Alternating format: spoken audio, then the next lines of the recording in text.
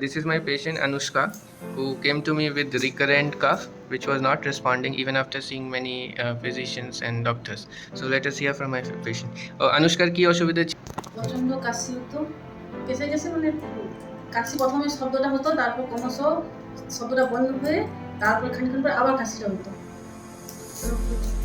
আপনার কাছে এসেছি ওষুধটা খেতে, মানে তাড়াতাড়ি এত তাড়াতাড়ি যে কাজ করবে ভাবতেই পারিনি।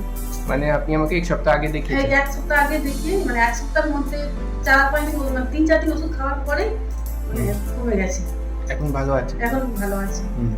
আমরা we did a chest X-ray also. So in chest X-ray she had prominent bronchovascular margin. So probably she was suffering from bronchitis, and now with medicine she is doing fine. ঠিক আছে, তাহলে ভালো, খুশি তো? হ্যাঁ।